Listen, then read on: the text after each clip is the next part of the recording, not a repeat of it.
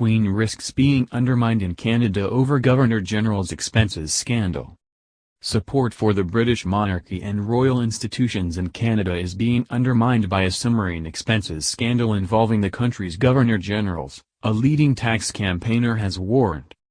The issue involves a little-known policy that allows retired Governor-Generals to claim expenses from the government for an indefinite period of time once they have retired. This has led to taxpayers footing bills that run into millions of Canadian dollars for former state officials who are essentially no longer carrying out any useful public service. Aaron Udrich, director of the Canadian Taxpayers Federation, has argued that this scandal is potentially very damaging to the reputation and legitimacy of royal institutions among the wider Canadian public. As the Queen's representative in Canada, the Governor-General is the de facto face of the British monarchy in Canada. Governor-Generals carry out various administrative and ceremonial roles, such as signing into law legislation passed by the Canadian Parliament. The Canadian government appoints the Governor-General, who normally serves a 5 to 7 year term. The position comes with many perks, such as a generous pension and a grant worth millions of dollars to help fund the Governor-General's charitable activities, once they have stepped down from their role. Mr. Udrich told Express.co.uk, Governor-Generals are allowed to bill expenses, an unlimited amount to taxpayers. They are not required to provide any details and they're allowed to file these expenses forever. So we have one particular Governor-General, her name is Adrienne Clarkson. She's now been retired for almost 15 years. She has billed more than $1 million of expenses in that time with no transparency, and it is an unbelievable policy and no one can understand why this policy exists.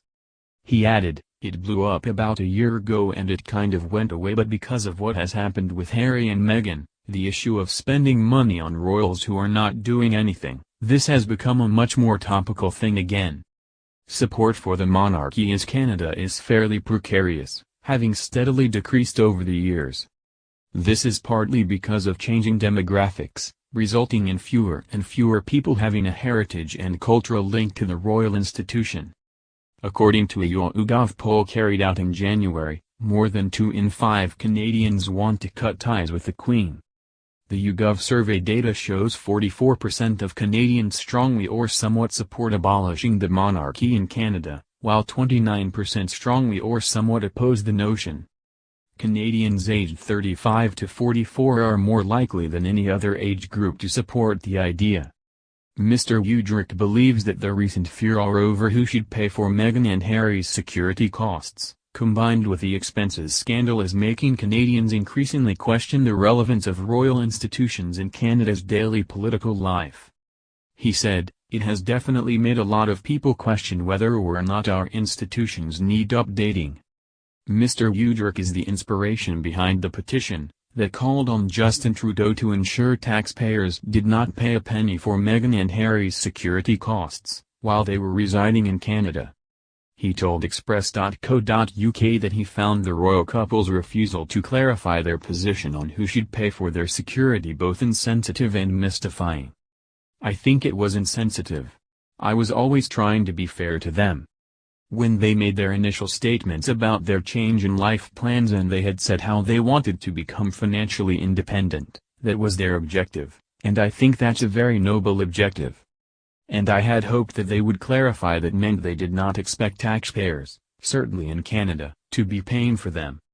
They had plenty of opportunities to do it, they were given plenty of opportunities. I am a bit mystified as to why they didn't clarify that very early on.